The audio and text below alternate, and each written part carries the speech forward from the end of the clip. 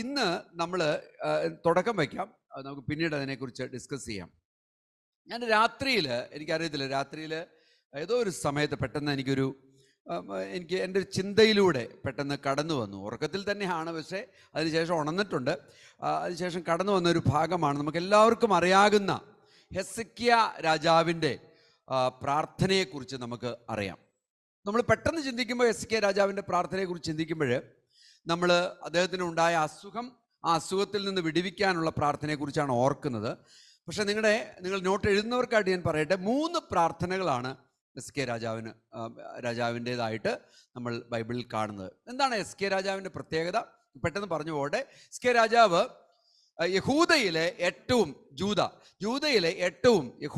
ഏറ്റവും നല്ല രാജാവായിരുന്നു ഹെസ്ക്കിയാ രാജാവ്. ദൈവത്തിൻ്റെ പ്രമാണങ്ങളെ അനുസരിച്ച് ദൈവത്തിൻ്റെ പ്രമാണങ്ങൾക്കനുസരിച്ച് രാജ്യത്തെ ഭരിച്ചതായിട്ടുള്ള വളരെ ശുഷ്കിച്ച നമ്പറിൽ ഉള്ള ഒരു രാജാവായിരുന്നു ഹെസ്ക്കിയാ രാജാവ്. അത് പ്രത്യേകം ശ്രദ്ധിക്കേണ്ട ഒരു കാര്യമാണ്. അപ്പം നമുക്കറിയാം, ഇസ്രായേലും യഹൂദയും, ഇത് 2 തെക്കും വടക്കും കിടക്കുന്ന ഈ 2 സാമ്രാജ്യങ്ങൾ ഉൾപ്പെട്ടതാണ് ശരിക്ക് ദൈവം വിളിച്ചു ചേർക്കപ്പെട്ട ജനങ്ങൾ. ഈ 2 സാമ്രാജ്യങ്ങളിൽ നടന്ന ചരിത്രപരമായിട്ടുള്ള സംഭവങ്ങളാണ് പിന്നീട് ഈ മുന്നോട്ട് പോയിക്കൊണ്ടിരിക്കുന്നതും ഇപ്പോൾ ഹമാസ് വാറിനൊക്കെ ഇടവരുത്തിയിരിക്കുന്നതായിട്ടുള്ള വിഷയങ്ങളെന്ന് നമുക്ക് കാണാനായിട്ട് കഴിയും. എനിവേ, ജൂദ എന്ന് പറഞ്ഞാൽ, യഹൂദ എന്ന് പറയുന്ന നോർത്തേൺ വിങ്ങിലുള്ള ആ ഒരു ഭാഗത്തുള്ള രാജ്യത്തിൻ്റെ അധിപതിയായിരുന്നു ഹെസ്ക്കിയാ രാജാവ്. അഹാസിൻ്റെ മകനാണ്. ചരിത്രപരമായിട്ട് ഇങ്ങനെ മുന്നോട്ട് പോന്നു. അദ്ദേഹം 25-ാമത്തെ വയസ്സിൽ, 25 വയസ്സുള്ളവർ എത്ര പേരുണ്ട് ഇവിടെ? 30 വയസ്സുള്ളവർ എത്ര പേരുണ്ട്? 35 വയസ്സുള്ളവർ എത്ര പേരുണ്ട്? യങ്സ്റ്റേഴ്സ് കുറവാണോ? നിനക്ക് എത്ര പേരുണ്ട്? 21 ഉള്ളൂ. ഓക്കെ, നിനക്ക് 31. കുഴപ്പമില്ല. 25 വയസ്സിലാണ് ഇദ്ദേഹം രാജഭരണം ഏറ്റെടുത്തിരിക്കുന്നത്. എന്ന് പറഞ്ഞാൽ യുവാവ് ആയിരിക്കുന്ന ഒരു സമയത്താണ് ഇദ്ദേഹം രാജഭരണം ഏറ്റെടുത്തിരിക്കുന്നത്. ഈ രാജഭരണം ഏറ്റെടുത്ത ഇദ്ദേഹം വളരെ നല്ല കാര്യങ്ങൾ, ദൈവത്തിൻ്റെ പ്രമാണത്തിനനുസരിച്ച് ഉള്ള കാര്യങ്ങൾ അദ്ദേഹം ചെയ്തു എന്നുള്ളത് നമുക്ക് കാണാനായിട്ട് കഴിയും. എന്താണ് ദൈവത്തിൻ്റെ പ്രമാണങ്ങളെക്കുറിച്ച്, അല്ലെങ്കിൽ പ്രാർത്ഥനയിൽ എങ്ങനെ ആയിരിക്കണം എന്നുള്ളതിനെക്കുറിച്ച് ദൈവത്തിൻ്റെ അരുളപ്പാട് എന്താണെന്നുള്ളത് ജസ്റ്റ് ഒരു 2 വാക്യങ്ങൾ നമുക്ക് നോക്കിയതിന് ശേഷം മുന്നോട്ട് പോകാനായിട്ട് കഴിയും. 2 ശമൂവേൽ 7:23 നമുക്കൊന്ന് വായിക്കാം. 2 ശമൂവേൽ 7:23. The prayer is as per God's plan and purpose. ശ്രദ്ധിച്ചോണം.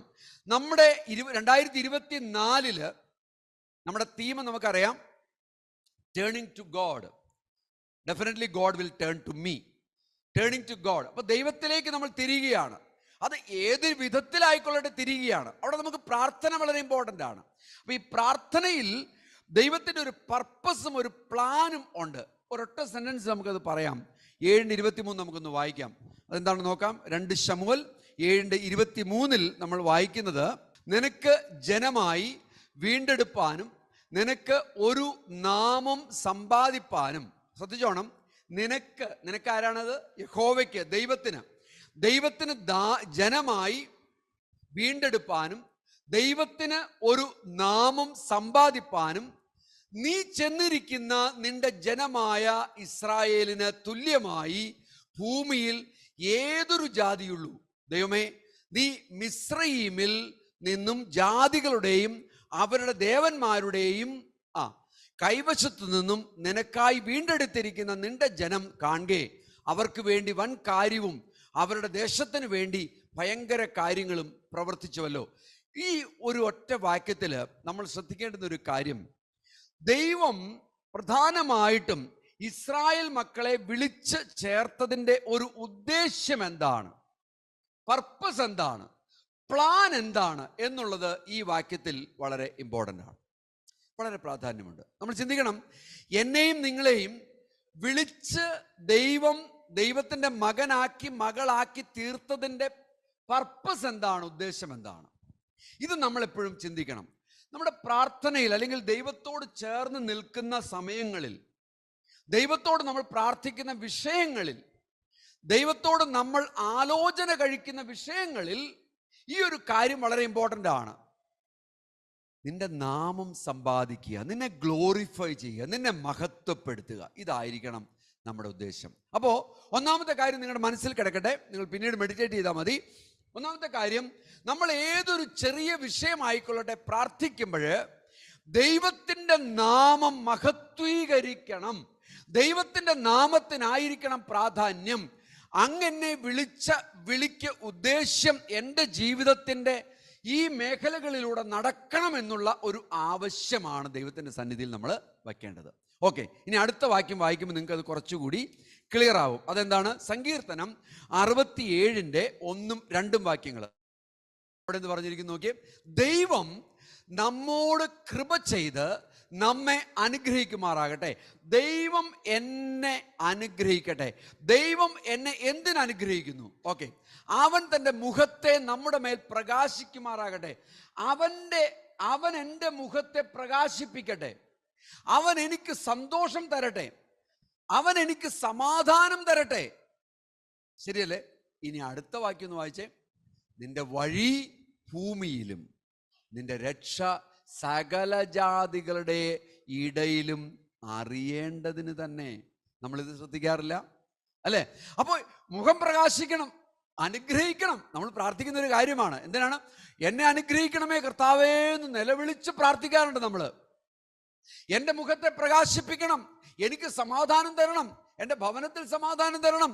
ഇതെല്ലാം നമ്മൾ പ്രാർത്ഥിക്കുന്ന വിഷയമാണ്. പക്ഷെ ദൈവം എന്താണ് ആ പ്രാർത്ഥനയിലൂടെ ഉദ്ദേശിക്കുന്നത് എന്നുള്ളത് വ്യക്തമാണ്. നിന്റെ വഴി ഭൂമിയിലും നിന്റെ രക്ഷ സകല ജാതികളുടെ ഇടയിലും അറിയേണ്ടതിന് തന്നെ. അതിനു വേണ്ടിയിട്ടാണ് മുഖത്തെ പ്രകാശിപ്പിച്ചത്. അതിനു വേണ്ടിയിട്ടാണ് എന്നെ അനുഗ്രഹിച്ചത്. അതിനു വേണ്ടിയിട്ടാണ് എനിക്ക് പണം തന്നിരിക്കുന്നത്. അതിനു വേണ്ടിയിട്ടാണ് എനിക്ക് ജോലി തന്നിരിക്കുന്നത്. അതിനു വേണ്ടിയിട്ടാണ് എന്നെ നടത്തിയിരിക്കുന്നത്. അതിനു വേണ്ടിയിട്ടാണ് എന്നെ കുടുംബമായിട്ട് യോജിപ്പിച്ചത്. എത്ര പേര് ചിന്തിക്കുന്നുണ്ട്? സ്തോത്രം. നമ്മൾ ആരെങ്കിലും അത് ചിന്തിക്കാറുണ്ടോ? ഹല്ലേലൂയ. വളരെ ഇമ്പോർട്ടൻ്റ് ആയിട്ടുള്ള വിഷയമാണ്. അപ്പോൾ ദൈവത്തിൻ്റെ പ്രമാണത്തിനനുസരിച്ചുള്ള പ്രാർത്ഥന എന്ന് പറയുന്നത് ഇതാണ്. ഇങ്ങനെയുള്ള ഒരു ചിന്തയിലായിരിക്കണം നമ്മൾ ഏത് വിഷയവും പ്രാർത്ഥിക്കേണ്ടത്, പ്രിയമുള്ളവരെ. അപ്പോൾ 2024 നമ്മുടെ പ്രാർത്ഥനയ്ക്ക് തന്നെ ഒരു മാറ്റം വരുത്താൻ പോവുകയാണ്. ഓക്കെ, നമ്മുടെ പ്രാർത്ഥനയ്ക്ക് തന്നെ മാറ്റം വരുത്താൻ പോവുകയാണ്. ഇനിയാണ് നമ്മൾ എസെക്കിയേലിൻ്റെ പ്രാർത്ഥനയെക്കുറിച്ച് നമ്മൾ നോക്കാൻ പോകുന്നത്. അപ്പോൾ എസെക്കിയേലിൻ്റെ പ്രാർത്ഥനയുടെ പ്രത്യേകതയെക്കുറിച്ച് നമ്മൾ പഠിക്കുന്നതിന് മുമ്പായിട്ട് സന്ദർഭം നമുക്ക് നോക്കാം. അപ്പം ഞാൻ പറഞ്ഞു 3 പ്രാർത്ഥനകളെ കുറിച്ച് പറയുന്നുണ്ട്. ഇത് നിങ്ങളുടെ ബുക്കിലോ ബൈബിളിലോ എവിടെയെങ്കിലും ഒന്ന് പെട്ടെന്ന് എഴുതി വെച്ചോ, നിങ്ങൾ പോയി മെഡിറ്റേറ്റ് ചെയ്താൽ മതി. ഒന്നാമത്തെ പ്രാർത്ഥന 2 രാജാക്കന്മാര് 19-ാമത്തെ അധ്യായത്തിൽ അതിൻ്റെ 14 മുതൽ 19 വരെയുള്ള വാക്യത്തിൽ കാണുന്ന എസെക്കിയേലിന്റെ പ്രാർത്ഥനയാണ് ഒന്നാമത്തെ പ്രാർത്ഥന. രണ്ടാമത്തെ പ്രാർത്ഥന 2 രാജാക്കന്മാർ അതിൻ്റെ 20-ാമത്തെ അധ്യായത്തിലുണ്ട്. പക്ഷേ നമ്മൾ കൊടുക്കുന്ന റെഫറൻസ് ഇതാണ്. യെശയ്യാവിൻ്റെ പുസ്തകം 38-ന്റെ 1-2 വാക്യങ്ങളാണ്. യെശയ്യാവിൻ്റെ പുസ്തകം 38-ന്റെ 1-2 വാക്യങ്ങളാണ്. അല്ലെങ്കിൽ 38-ന്റെ ആ ഭാഗം അതിൻ്റെ താഴെയുള്ള 1 മുതൽ ഒരു 6 വരെയുള്ള വാക്യങ്ങൾ. അത് എസെക്കിയേലിൻ്റെ രണ്ടാമത്തെ പ്രാർത്ഥനയാണ്. ഇതല്ലെങ്കിൽ 2 രാജാക്കന്മാർ 20-ാമത്തെ അധ്യായവും എസെക്കിയേലിൻ്റെ രണ്ടാമത്തെ പ്രാർത്ഥനയാണ്. മൂന്നാമത്തെ പ്രാർത്ഥന യെശയ്യാവിൻ്റെ തന്നെ 38-ാമത്തെ അധ്യായം അതിൻ്റെ 9 മുതൽ 20 വരെയുള്ള വാക്യങ്ങളിലൂടെ പ്രകാശിക്കപ്പെടുന്ന പ്രാർത്ഥനയാണ്. അപ്പോൾ ഇത്രയും 3 പ്രാർത്ഥനകൾ അവിടെ നമുക്ക് കാണാനായിട്ട് കഴിയും. ഞാൻ ഒന്നാമത്തെ പ്രാർത്ഥന എടുക്കുകയാണ്. 2 രാജാക്കന്മാരിലേക്ക് നമുക്ക് പോകാം. 19-ാമത്തെ അധ്യായം അതിൻ്റെ 14 മുതൽ 19 വരെ. നിങ്ങളുടെ പെട്ടെന്നുള്ള അറിവിലേക്ക്, റെഫറൻസിലേക്ക് ഞാൻ പറയട്ടെ. ഈ പ്രാർത്ഥന 2 രാജാക്കന്മാർ 19-ന്റെ 14 മുതൽ 19 വരെയുള്ള വാക്യം, അതാണ് നമ്മളിപ്പോൾ നോക്കാൻ പോകുന്നതായിട്ടുള്ള, പെട്ടെന്ന് നോക്കാൻ പോകുന്നത്. അതിനുള്ള സമയമേ ഉള്ളൂ നമ്മുടെ കയ്യിൽ നോക്കാൻ പോകുന്നത്. നോക്കാം. ഒരു ക്രൈസിസ് നടക്കുകയാണ്. എന്താണ് ക്രൈസിസ്? എസെക്കിയാവിൻ്റെ ജീവിതത്തിൽ നടക്കുന്ന ക്രൈസിസ് നമ്മൾ ശ്രദ്ധിച്ചോണം. ദൈവത്തിൻ്റെ പ്രമാണത്തിനനുസരിച്ച്, ദൈവത്തിൻ്റെ ആലോചനയ്ക്കനുസരിച്ച് പ്രാർത്ഥിക്കുന്ന വ്യക്തിയാണ് എസെക്കിയാവ്. എല്ലാ പവറും എല്ലാ കാര്യങ്ങളും എസെക്കിയാവിൻ്റെ ജീവിതത്തിൽ ദൈവം കൊടുത്തു. പക്ഷേ ക്രൈസിസ് ഉണ്ട്. ശ്രദ്ധിച്ചോണം. നമ്മുടെ ജീവിതത്തിൽ എല്ലാ പ്രമാണങ്ങൾക്കനുസരിച്ചും എല്ലാ നീതിയോടും എല്ലാ ന്യായത്തോടും എല്ലാം ദൈവത്തെ കണ്ട് പ്രാർത്ഥിക്കുന്ന വ്യക്തികളാണ് കുടുംബമാണ് നിങ്ങളെന്ന് പറഞ്ഞാലും ക്രൈസിസ് ഉണ്ട് നിങ്ങളുടെ ജീവിതത്തിൽ. നമ്മുടെ ഓരോരുത്തരുടെയും ജീവിതത്തിൽ ക്രൈസിസ് ഉണ്ട്. സ്തോത്രം. ഒന്ന് പറഞ്ഞേ ക്രൈസിസ്. ക്രൈസിസ്. അങ്ങോട്ടും ഇങ്ങോട്ടും നോക്കിയിട്ടൊന്ന് പറഞ്ഞേ ക്രൈസിസ്. ഹല്ലേലൂയ. എന്താ ക്രൈസിസ് എന്ന് പറഞ്ഞാൽ അർത്ഥം അറിയാലോ അല്ലേ? മലയാളത്തിൽ അർത്ഥം അറിയാം. അപ്പൊ നമുക്ക് എല്ലാവർക്കും ക്രൈസിസ് ഉണ്ട്. എങ്ങനെയൊക്കെ നടന്നാലും, എങ്ങനെയൊക്കെ മൂവ് ചെയ്താലും, എങ്ങനെയൊക്കെ ദൈവത്തിന്റെ ആ പ്രമാണത്തിനനുസരിച്ച് നടന്നു എന്ന് പറഞ്ഞാലും ക്രൈസിസ് ഉണ്ട്. പ്രത്യേകം ശ്രദ്ധിച്ചോണം. ഈ ക്രൈസിസിന്റെ മധ്യത്തിൽ ഏറ്റവും പ്രധാനമായിട്ടുള്ള ഒരു കാര്യം നമ്മൾ ശ്രദ്ധിക്കേണ്ടത് എസെക്കിയാ എന്ത് ചെയ്തു എന്നുള്ളതാണ്. എസ്കിയാവ് ദൂതന്മാരുടെ കയ്യിൽ നിന്ന് എഴുത്ത് വാങ്ങി വായിച്ചു. ശ്രദ്ധിച്ചോണം, എഴുത്ത് അവിടെ നിൽക്കട്ടെ. എന്താ സംഭവം എന്നറിയാമോ?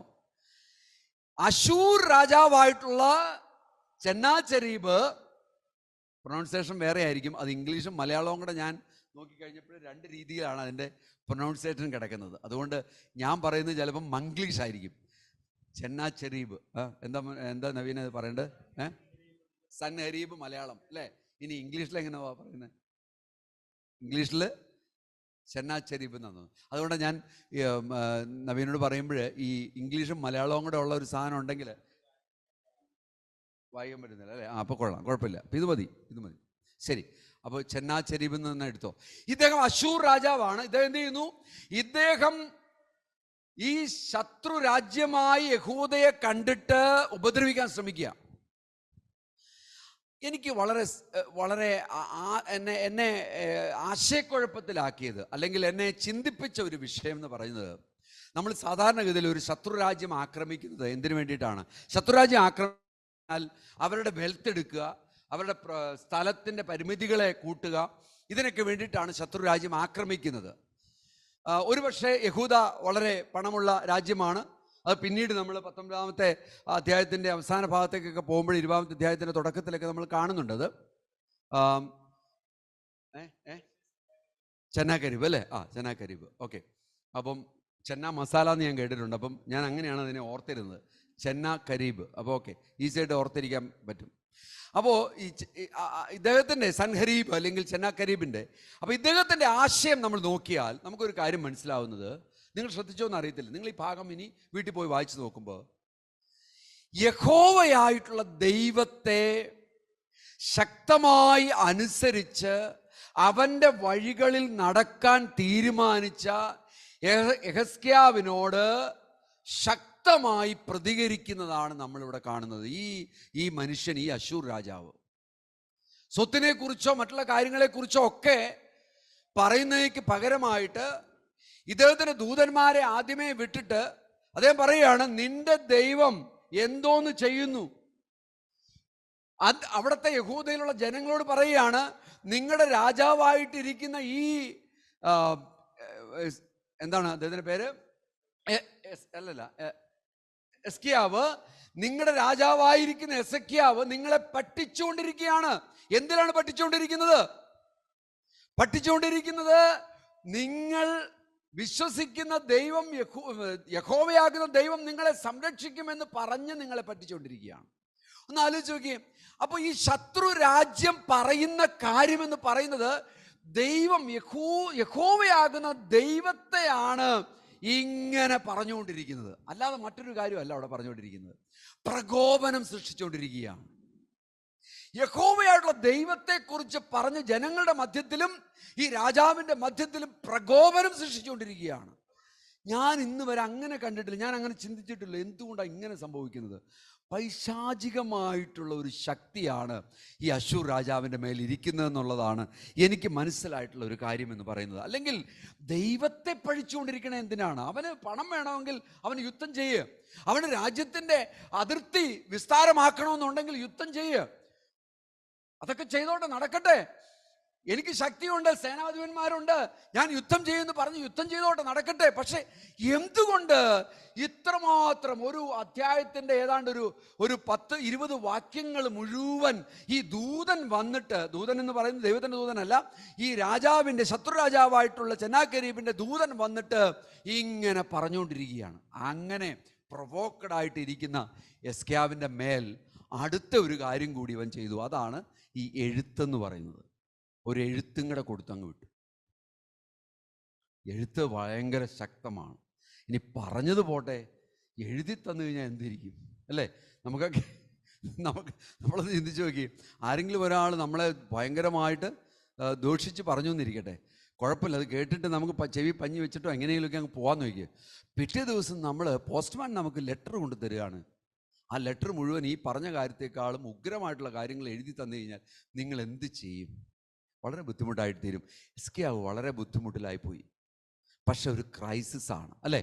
അപ്പോൾ ക്രൈസിസിൽ എന്താണ് ഹിസ്കിയാവ് ചെയ്തത്? അദ്ദേഹം ചെയ്തൊരു കാര്യം ഞാൻ വളരെ പെട്ടെന്ന്, വളരെ എളുപ്പം, വലിയൊരു ആത്മീയമായ ഭയങ്കര ദൂതൊന്നും അല്ല ഞാൻ പറയുന്നത് കേട്ടോ. നിങ്ങൾ ശ്രദ്ധിച്ച് ഇരിക്കുമ്പോൾ നിങ്ങൾ തോന്നും ഈ പാസ്റ്ററിന് ഭയങ്കര ദൂതും എല്ലാം പറയാം. ഒരു ദൂതും ഞാൻ പറയുന്നില്ല, വളരെ സിമ്പിളായിട്ടുള്ള ദൂതാണ്. ഹിസ്കിയാവ് എന്ത് ചെയ്തു? എഴുത്ത് വാങ്ങി വായിച്ചു, അത്ര തന്നെ. വായിച്ചിട്ട് എന്ത് ചെയ്തു? ഹിസ്കിയാവ് യഹോവയുടെ ആലയത്തിലേക്ക് ഓടി. Praise God. ഒരു ക്രൈസിസിൻ്റെ സിറ്റുവേഷനിൽ നമ്മളെ ഹിറ്റ് ചെയ്ത് കഴിയുമ്പോൾ നമ്മൾ എന്താ ചെയ്യുന്നത്?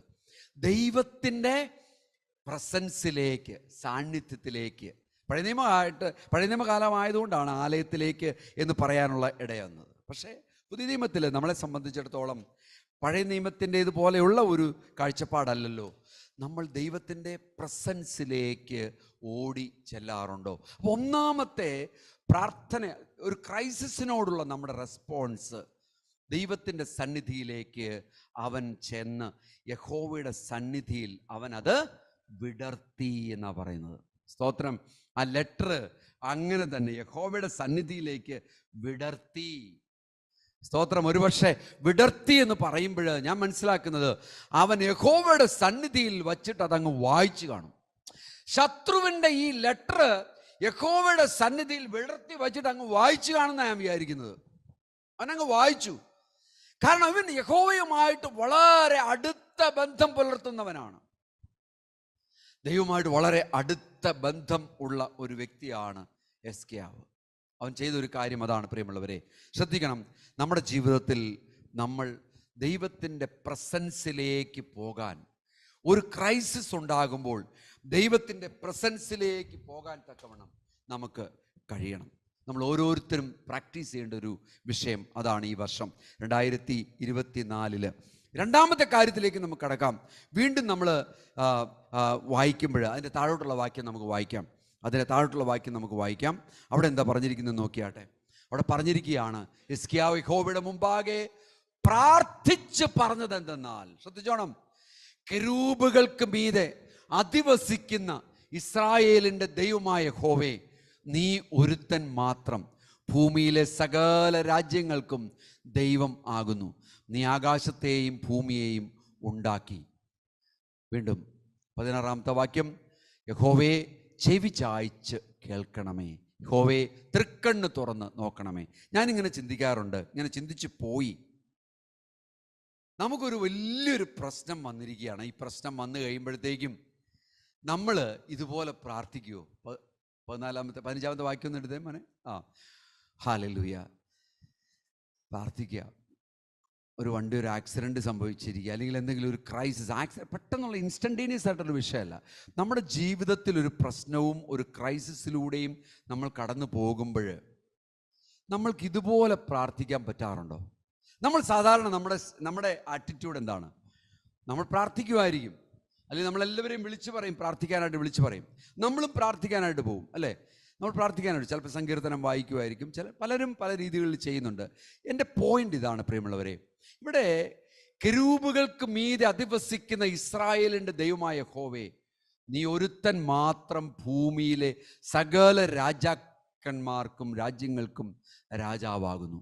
നീ ആകാശത്തെയും ഭൂമിയെയും ഉണ്ടാക്കി. എന്താ ഇതിൽ നമ്മൾ മനസ്സിലാക്കാൻ പറ്റുന്നത്? ദൈവത്തെക്കുറിച്ചുള്ള അത്യധികമായ അറിവിൽ നിൽക്കുന്ന ഒരു വ്യക്തിയാണ് ഈ വ്യക്തി, ഹിസ്കിയാവ് എന്ന് പറയുന്ന വ്യക്തി. നമ്മുടെ ജീവിതത്തിൽ നമുക്ക് നഷ്ടപ്പെട്ടിരിക്കുന്ന ഒരു കാര്യം, ദൈവത്തിൻ്റെ വിശ്വസ്തതയെക്കുറിച്ചും ദൈവത്തിൻ്റെ നാമത്തെക്കുറിച്ചും ദൈവം ആരാണെന്നതിനെക്കുറിച്ചും ഒക്കെ പലപ്പോഴും നമ്മൾ ഓർക്കാറില്ല. ഹല്ലേലൂയ. നമ്മളൊരു വിഷയം വന്നു കഴിയുമ്പോൾ നമ്മൾ പ്രാർത്ഥിക്കാറുണ്ട്, ഇല്ലെന്ന് ഞാൻ പറയുന്നില്ല. പക്ഷെ നമ്മൾക്കൊരിക്കലും ഈ ദൈവത്തിൻ്റെ ആളത്വത്തെക്കുറിച്ച്, ദൈവത്തിൻ്റെ വിശ്വസ്തതയെക്കുറിച്ച്, ദൈവം എങ്ങനെയായിരിക്കും ഈ പ്രശ്നത്തെ കൈകാര്യം ചെയ്യുന്നതിനെ കുറിച്ച് ഒരു വ്യക്തതയില്ലാതിരിക്കുന്നവരാണ് നമ്മളിൽ പലരും. അതുകൊണ്ട് നമ്മൾ കൺഫ്യൂസ്ഡ് ആണ്. നമ്മുടെ ദൈവത്തിൽ നമ്മൾ കൺഫ്യൂസ്ഡ് ആണ്. റോജർ പോവാണോ? റോജർ, ഒരു ദോഷം ഞാൻ ചെയ്തിട്ടുണ്ട്. റോജറിൻ്റെ കാറിൻ്റെ മറ്റേ ഡ്രൈവിംഗ് സീറ്റ് തുറക്കത്തക്ക രീതിയിലാണോ എൻ്റെ വണ്ടി പാർക്ക് ചെയ്തേക്കണേന്നുള്ളത്. റോജർ അവിടെ ചെന്നിട്ട് ഈ പാസ്റ്റ് വലിയ പ്രസംഗം പ്രസംഗിച്ചിട്ട് ഇങ്ങനെയൊക്കെയാണോ ചെയ്യുന്നതെന്ന് ചിന്തിക്കരുത് കേട്ടോ. അപ്പോൾ ഇച്ചിരി ബുദ്ധിമുട്ടുണ്ടാവേ. ഓക്കെ, സ്തോത്രം. അപ്പോൾ ആലോചിച്ച് നോക്കി. അപ്പോൾ ഈ ദൈവത്തെക്കുറിച്ചുള്ള ഒരു അറിവ് എനിക്കും നിങ്ങൾക്കും ഉണ്ടോ എന്നുള്ളതാണ് ക്വസ്റ്റ്യൻ. നമ്മൾ ഒരു ക്രൈസിസിലേക്ക് വന്നു കഴിയുമ്പോൾ നമ്മൾ ദൈവത്തെ അറിയുന്നവനായിരിക്കണമെന്നുണ്ടെങ്കിൽ നിങ്ങളൊന്ന് ആലോചിച്ച് നോക്കി, എങ്ങനെയായിരിക്കണം നിങ്ങൾക്ക് ദൈവത്തെക്കുറിച്ചുള്ള അറിവ് വരുന്നത്? ദൈവവുമായിട്ടുള്ള ഒരു അഭേദ്യമായ ഒരു ബന്ധമുള്ളവർക്ക് മാത്രമേ ദൈവത്തെ അറിയാൻ പറ്റത്തുള്ളൂ. സ്തോത്രം. ഞാൻ പറഞ്ഞു വരുന്ന പോയിന്റ് അതാണ്. യെസ്കേയാവിനെ സംബന്ധിച്ചിടത്തോളം ദൈവസന്നിധിയിൽ അവൻ ഇരിക്കാനും പ്രാർത്ഥിക്കാനും ദൈവവചനത്തെ ധ്യാനിക്കാനും ദൈവവചനവുമായി മെഡിറ്റേറ്റ് ചെയ്യുവാനും ഒക്കെയുള്ള സമയം കണ്ടെത്തിയ ഒരു ദൈവദാസനായിരുന്നു യെസ്കേയാവ്. നമ്മൾ അങ്ങനെയല്ല. നമ്മളൊരു ക്രൈസിസിൽ വന്നു കഴിയുമ്പോഴത്തേക്കും ആയിരിക്കും ഈ ദൈവം വല്ലതും പ്രവർത്തിക്കുമോ? അതുകൊണ്ടാണ് നമ്മൾ പാസ്റ്ററെ വിളിക്കുന്നത്. അതുകൊണ്ടാണ് നമ്മൾ പ്രാർത്ഥിക്കുന്ന വേറെ ആരെങ്കിലുമൊക്കെ വിളിക്കുന്നത്. അതുകൊണ്ടാണ് നമ്മൾക്ക് മുട്ടുമടക്കി കർത്താവേ നീ വലിയവനാണ്, നീ ഈ ഭൂമിയിലെ സകല രാജ്യത്തിൻ്റെയും അധിപനാണ്, പിന്നെയാണ് ഈ പ്രശ്നം എന്ന് നിങ്ങൾക്ക് പറയാൻ പറ്റാത്തത്. കോൺഫിഡൻസ് ഇല്ലാത്തതിൻ്റെ റീസൺ അതാണ്. യെസ്കേയാവിന് കോൺഫിഡൻസ് ഉണ്ടായിരുന്നു. അതുകൊണ്ട് ഇന്ന് ഞാൻ നിങ്ങളോട് പറയാം, 2024 നിങ്ങളുടെ പ്രാർത്ഥനയുടെ സ്റ്റൈലൊന്ന് മാറ്റിക്കോ. ഒരു ക്രൈസിസിലൂടെ കടന്നു പോകുമ്പോൾ പ്രാർത്ഥിക്കേണ്ടുന്ന വിധം ഇങ്ങനെയാണ് പ്രിയമുള്ളവരെ. ദൈവത്തെ മഹത്വപ്പെടുത്തി ദൈവത്തിൻ്റെ നാമത്തിൻ്റെ അർത്ഥം മനസ്സിലാക്കി കർത്താവേ നീ വലിയവനെന്ന് പറഞ്ഞുകൊണ്ട് പ്രാർത്ഥിക്കുവാൻ തക്കവണ്ണം എനിക്കും നിങ്ങൾക്കും കഴിയട്ടെ. ഒരുപാട് കാര്യങ്ങൾ പറയാനുണ്ട്, സമയമില്ല, പെട്ടെന്ന് പോവാണ്. മൂന്നാമത്തെ കാര്യത്തിലേക്ക് ഞാൻ കടക്കാൻ പോവുകയാണ്. അതിൻ്റെ 15ാമത്തെ വാക്യം ഒന്ന് വായിച്ചു നോക്കി. ഓക്കെ, അതാണ് നമ്മളിപ്പോൾ വായിച്ചെന്ന് തോന്നുന്നു. അതെ, ദൈവത്തെ അറിയുന്ന ഒരു വ്യക്തി. കൊളോസ്യർക്ക് ലേഖനം 1-ാം അധ്യായം അതിൻ്റെ 9ാമത്തെ വാക്യത്തിലേക്ക് 9 മുതലുള്ള വാക്യത്തിലേക്ക് നമുക്കൊന്ന് കടക്കാം. യേശു കർത്താവിനെ കുറിച്ച് അവിടെ എന്താണ് പറയുന്നത് നോക്കി. കൊളോസ്യർ 1-ാം അധ്യായം അതിൻ്റെ 9 മുതൽ. So the knowledge about God, ദൈവത്തെക്കുറിച്ചുള്ള അറിവ് പ്രാപിക്കുക. സ്തോത്രം. 25ാമത്തെ സങ്കീർത്തനം നിങ്ങൾക്ക് വായിക്കാമെങ്കിൽ നിങ്ങൾക്ക് ഈ ദൈവത്തെക്കുറിച്ചുള്ള ഒരു വലിയ അറിവ് നിങ്ങളുടെ ഹൃദയത്തെ മഥിച്ചുകൊണ്ടിരിക്കും. ദൈവം ആരാണ്? നന്മ ചെയ്യുന്നവൻ, കരുണ ചെയ്യുന്നവൻ. ഒരുപാട് കാര്യങ്ങൾ ഈ 25ാമത്തെ സങ്കീർത്തനത്തിൽ കിടപ്പുണ്ട്. നിങ്ങൾ വീട്ടിൽ പോയി നിങ്ങൾ വായിച്ചാൽ മതി. ഇവിടെ നമ്മൾ കാണുന്നത് അപ്പോസ്തലനായ പൗലോസ് കൊളോസ്യ സഭയ്ക്ക് വേണ്ടി പ്രാർത്ഥിക്കുമ്പോൾ ശ്രദ്ധിച്ചോണം, ഈ പ്രാർത്ഥന നിങ്ങൾ കാണാതെ പഠിക്കണം. അത് പറയാൻ കാര്യം, ഈ നിങ്ങൾക്ക് ഒരു വീട്ടിൽ പോയി കഴിഞ്ഞാൽ, ഒരു ഭവനത്തിൽ നിങ്ങൾ വിസിറ്റ് ചെയ്യുകയാണ്, പ്രാർത്ഥിക്കാൻ നിങ്ങളോട് സോൾ ചേച്ചി സോൾ സിസ്റ്റർ ഒന്ന് പ്രാർത്ഥിച്ചെന്ന് പറഞ്ഞു കഴിഞ്ഞാൽ ആകപ്പാടെ ബുദ്ധിമുട്ടായിട്ട് തീരും അല്ലേ? ലളിതാൻ്റെ ഒന്ന് പ്രാർത്ഥിക്കുക എന്ന് പറഞ്ഞു കഴിഞ്ഞാൽ ചിലപ്പം വളരെ ബുദ്ധിമുട്ടായിട്ട് തീരും. അപ്പം ഇത് പഠിച്ചു വച്ചാൽ നമുക്കിത് പ്രാർത്ഥിക്കാം. വളരെ ക്ലിയർ ആയിട്ടുള്ളൊരു പ്രേയർ നോക്കി. അതുകൊണ്ട് ഞങ്ങൾ അത് കേട്ട നാൾ മുതൽ നിങ്ങൾക്ക് വേണ്ടിയുള്ള അത് പ്രാർത്ഥിക്കുന്നു. എന്താ പ്രാർത്ഥിക്കുന്നത് നോക്കി. 9, 10 പെട്ടെന്ന്. നിങ്ങൾ പൂർണ്ണ പ്രസാദത്തിനായി കർത്താവിന് യോഗ്യമാകും വണ്ണം നടന്ന് ആത്മീകമായ, ശ്രദ്ധിച്ചോണം, ആത്മീകമായ സകല ജ്ഞാനത്തിലും വിവേകത്തിലും അവൻ്റെ ഇഷ്ടത്തിൻ്റെ പരിജ്ഞാനം കൊണ്ട് നിറഞ്ഞു വരണം എന്നും സകല സൽപ്രവൃത്തിയിലും ഫലം കായ്ച്ച് ശ്രദ്ധിച്ചോണം, ദൈവത്തെക്കുറിച്ചുള്ള പരിജ്ഞാനത്തിൽ വളരണമെന്നും. ഹിസ്കിയാവിന് എന്തുകൊണ്ടാണ് ഇതുപോലെ പ്രാർത്ഥിക്കാൻ കഴിഞ്ഞതിന് കാരണം ദൈവത്തെക്കുറിച്ചുള്ള പരിജ്ഞാനത്തിൽ അവൻ വളർന്നു. ദൈവത്തെക്കുറിച്ചുള്ള പരിജ്ഞാനത്തിൽ നമ്മൾ വളർന്നുകൊണ്ടിരിക്കണമെന്നുള്ളതാണ് ദൈവം നമ്മളെക്കുറിച്ച് ആഗ്രഹിച്ചുകൊണ്ടിരിക്കുന്നത്. ഹല്ലേലൂയ. ഇനി അടുത്ത വാക്യം 11ാമത്തെ വാക്യം. സകല സഹിഷ്ണുതയ്ക്കും ദീർഘക്ഷമയ്ക്കുമായി, ശ്രദ്ധിച്ചോണം അടുത്ത വാക്യം, അവന്റെ മഹത്വത്തിന്റെ വല്ലഭത്വത്തിന് ഒത്തവണ്ണം പൂർണ്ണ ശക്തിയോടെ. അപ്പോൾ ദൈവത്തിന്റെ മഹത്വത്തിന്റെ വല്ലഭത്വം. അതൊരു ഭയങ്കര എക്സ്ട്രാ ആയിട്ടുള്ളൊരു കാര്യമാണ്. ദൈവത്തിന്റെ മഹത്വത്തിനൊത്തവണ്ണം എന്നല്ല, ദൈവത്തിന്റെ മഹത്വത്തിന്റെ വല്ലഭത്വത്തിനൊത്തവണ്ണം. That means it's so exclamatory ഒരു സ്റ്റേറ്റ്മെന്റ് ആണത്. അഡ്ജക്റ്റീവിന്റെ മേൽ അഡ്ജക്റ്റീവ്, വിശേഷണത്തിന്റെ മേൽ വിശേഷണം വച്ചിരിക്കുകയാണ്. ശ്രദ്ധിച്ചു നോക്കി, ഞാൻ അറിയേണ്ടത് അതാണ്. ദൈവത്തെക്കുറിച്ച് ഞാൻ അറിയേണ്ടത് അതാണ്. സ്തോത്രം. ഞാൻ നിങ്ങളോട് പറയുന്നതേ ഉള്ളൂ, ഈ ഒറ്റ പോയിന്റേ ഉള്ളൂ. നമ്മുടെയൊക്കെ ജീവിതത്തിൽ ചെറിയ സംഭവങ്ങൾ വരും. അനിലെ AC ശരിയായോ? എന്തായിരുന്നു കംപ്ലൈൻറ്റ് ഒന്നും ഇല്ലായിരുന്നു. ഓക്കെ, ഞാനിപ്പോൾ പറയാൻ കാര്യം എന്താണ്, AC കുറിച്ച് ചോദിക്കാൻ കാര്യം, ഇന്നലെ വണ്ടി ഓടിച്ചപ്പോൾ AC-യുടെ ഒരു കംപ്ലൈൻറ്റ് കണ്ടതുപോലെ തോന്നി. ഞാനിന്ന് കുത്തിയിരുന്ന് പ്രാർത്ഥിച്ചു, കർത്താവേ, ഇവർ കാറ് നമ്മുടെ അവാന പ്രോഗ്രാമിനായിട്ട് തന്നു, ഇവരുടെ കാറിന് ഇനി AC പോയി കഴിഞ്ഞാൽ AC പോയി റിപ്പയർ ചെയ്യണമെന്നുണ്ടെങ്കിൽ അതിനൊക്കെ ഭയങ്കര എക്സ്പെൻസീവ് ആണല്ലോ എന്നൊക്കെ ഇങ്ങനെ പ്രാർത്ഥിച്ചുകൊണ്ടിരിക്കുക. ദൈവം അത് സഹായിച്ചു അല്ലേ? അപ്പോൾ ചെറിയ സഹായിച്ചല്ലോ അല്ലേ? പറയണം, ശരിയാണല്ലോ അല്ലേ? കുഴപ്പമൊന്നുമില്ല, പ്രൈസ് ഗോഡ്. ഓക്കെ, അപ്പം ഞാൻ പ്രാർത്ഥിച്ചു, ദൈവമേ, ഞാൻ പ്രാർത്ഥിച്ചുകൊണ്ട് ശരിയായിരുന്നൊന്നും അല്ലാണ്ട് ഞാൻ അവകാശപ്പെടുന്നു. ഞാൻ പറയുന്നത് എന്താണെന്ന് വെച്ചാൽ, ചെറിയ സംഭവങ്ങൾ നമ്മുടെ ജീവിതത്തിൽ വരുമ്പോൾ, നമ്മളത് പ്രാർത്ഥിക്കുമ്പോൾ ഒരു വിടുതൽ ഉണ്ടാകുമ്പോൾ നമ്മൾ എന്താ കാണുന്നത്? ദൈവത്തിൻ്റെ മഹത്വത്തിൻ്റെ വല്ലഭത്വമാണ് കാണുന്നത്. ചെറിയ സംഭവമായിരിക്കും. ഇപ്പോൾ ഒരു മരിച്ചു കിടക്കുന്ന ഒരു വ്യക്തി ഉയർത്തെഴുന്നേക്കും മാത്രമേ ദൈവത്തിൻ്റെ മഹത്വത്തിൻ്റെ വല്ലഭത്വം കാണുന്നു എന്ന് പറഞ്ഞാൽ അത് തെറ്റാണ്.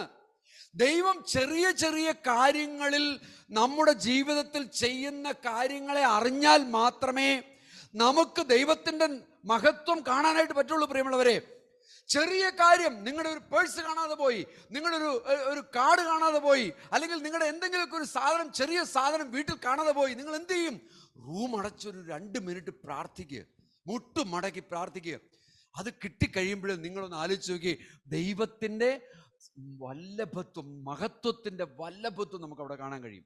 ഇത് തന്നെയാണ് എസ്കേവിൻ്റെ ജീവിതത്തോട് അനുബന്ധമായിട്ട് എനിക്ക് പറയാനുള്ളത്. എസ്കേവ് പ്രാർത്ഥിച്ചപ്പോൾ ദൈവത്തിൻ്റെ മഹത്വത്തെ ഓർത്തുകൊണ്ട്, ദൈവം ആരാണെന്നുള്ളതിനെ അറിഞ്ഞുകൊണ്ട് പ്രാർത്ഥിച്ചു എന്നാണ് പറയുന്നത്. നമ്മുടെ ജീവിതത്തിൽ ഈ പ്രാർത്ഥനയുടെ ഫോക്കസ് മാറണമെന്നുണ്ടെങ്കിൽ ഇനി പ്രാർത്ഥനയുടെ ചേഞ്ച് നമ്മൾ വരുത്തണം.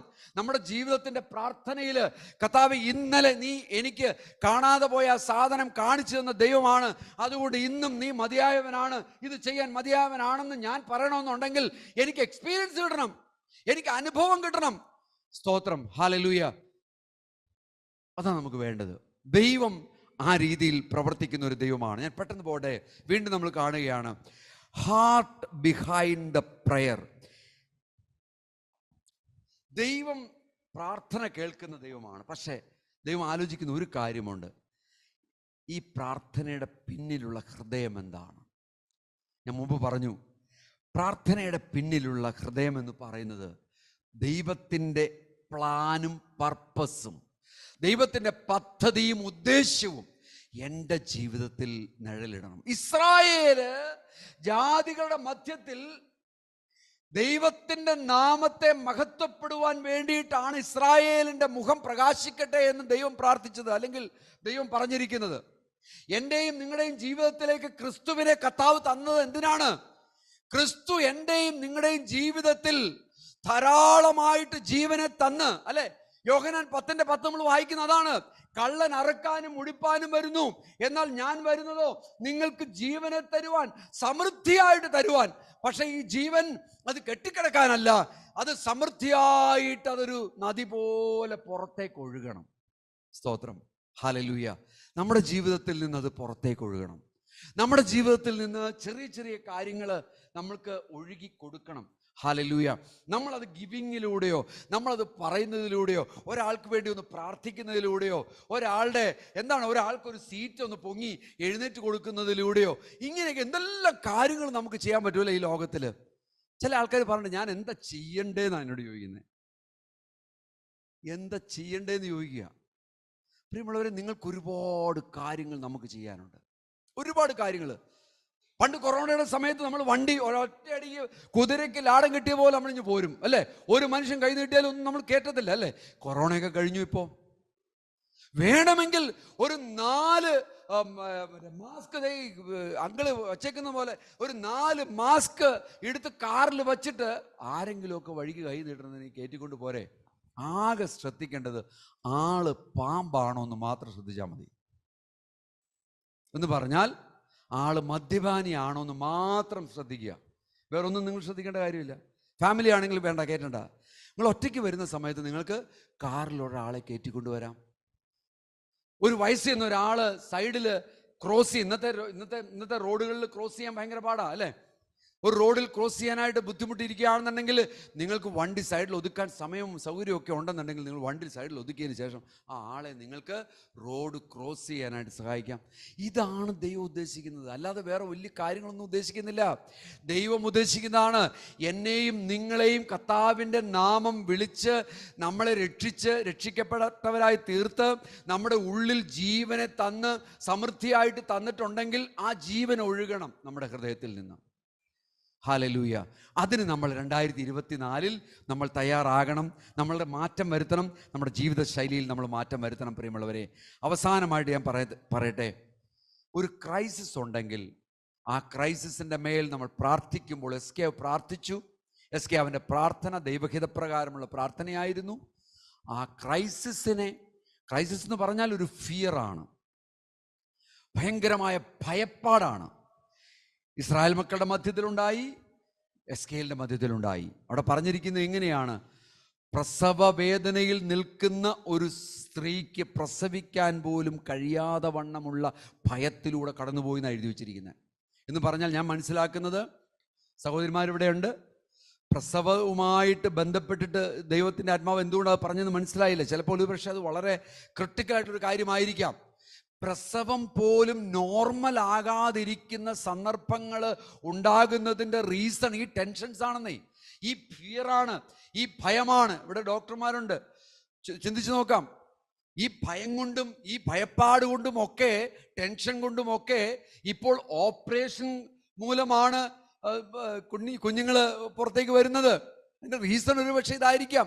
അപ്പോൾ ദൈവത്തിൻ്റെ ആത്മാവ് അത് കണ്ടുപിടിച്ചിട്ടുണ്ട്. ദൈവത്തിൻ്റെ ആത്മാവ് അത് പറയുകയാണ്. അപ്പോൾ ഇവിടെ പറയുകയാണ്, ഈ ഇസ്രായേൽ മക്കളുടെ മധ്യത്തിൽ എത്രമാത്രം ഭയപ്പാട് കൊടുത്തിരിക്കുകയാണ് ജന്നാഗരീബ്. ദൈവം ചെയ്ത കാര്യം ഈ ഭയപ്പാടിനെ മുഴുവൻ മാറ്റിക്കളഞ്ഞു എന്ന് മാത്രമല്ല, ഹിസ്കിയാവിൻ്റെ ജീവിതത്തിൽ ഭയപ്പാടിന് റീസണായിട്ട് നിന്നതായിട്ടുള്ള ശത്രുവിനെ നശിപ്പിച്ചു കളഞ്ഞു. സ്തോത്രം.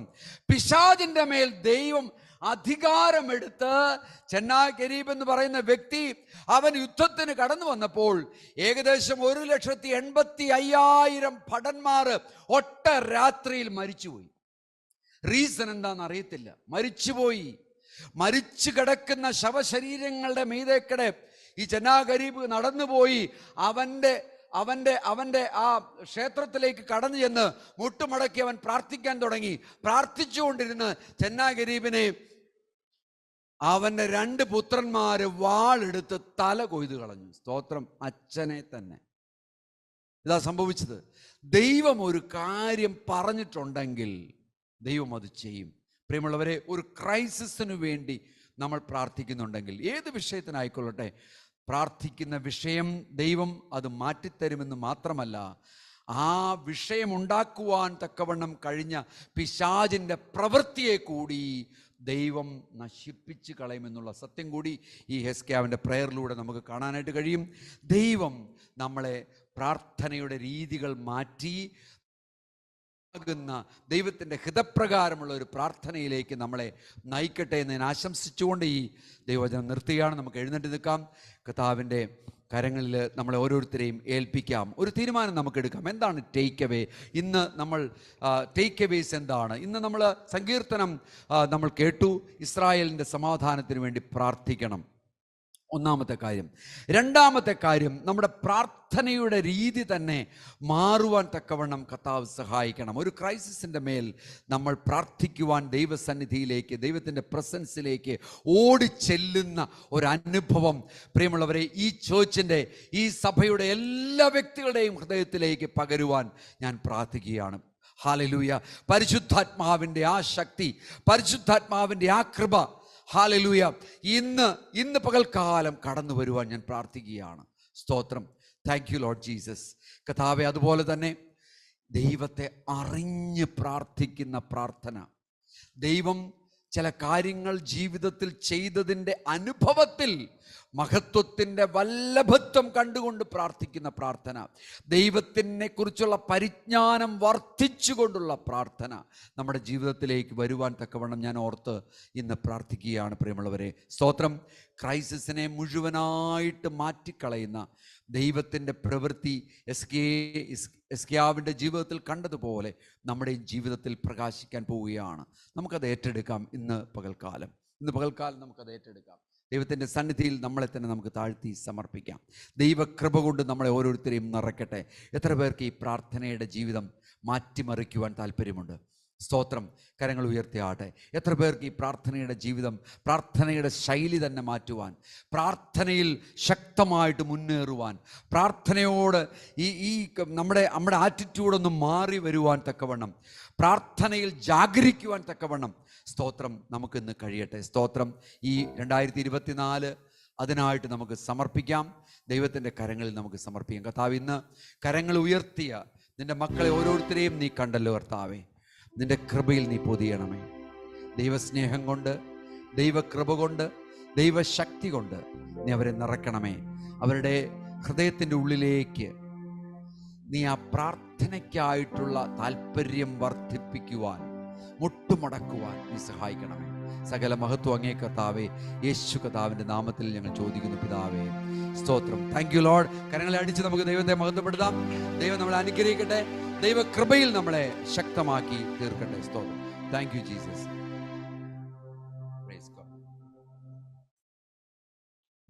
നമുക്ക് ആശീർവാദത്തിനായിട്ട് തലകല വണക്കാം. ദൈവസന്നിധിയിൽ നമ്മളെ തന്നെ താഴ്ത്താം. ഹല്ലേലൂയ. പിതാവായിട്ടുള്ള ദൈവത്തിൻ്റെ സ്നേഹവും പുത്രൻ്റെ കൃപയും പരിശുദ്ധാത്മാവിൻ്റെ കൂട്ടായ്മയും സഹവാസവും നമ്മൾ കേട്ടതായിട്ടുള്ള ദൈവവചനത്തോടും ഇന്ന് കടന്നു വന്ന എല്ലാ ദൈവമക്കളോടും പ്രാർത്ഥിച്ച വിഷയങ്ങളോടും സാക്ഷ്യങ്ങളോടുമൊക്കെ ഹല്ലേലൂയ ഇരിക്കുമാറാകട്ടെ. സ്തോത്രം. അവൻ്റെ സമാധാനം, അവൻ്റെ സന്തോഷം ഈ ഒരു വർഷം പൂർണ്ണമായിട്ടും മുന്നോട്ട് കടന്നു പോകുവാൻ, മുന്നോട്ടിരിപ്പാൻ കർത്താവ് സഹായിക്കുമാറാകട്ടെ. നമ്മൾ കേട്ടതായിട്ടുള്ള വചനം അത് ഹൃദയത്തിൻ്റെ ഉള്ളിൽ പതിയുവാൻ, സംഗ്രഹിക്കപ്പെടുവാൻ ഇടവരുമാറാകട്ടെ. ശക്തിയുടെ ദൈവത്തിന് നമുക്ക് സ്തോത്രം ചെയ്യാം. Hallelujah, hallelujah, hallelujah. ആമേൻ. യേശുവേ വരണമേ. സ്തോത്രം. Thank you, thank you Jesus.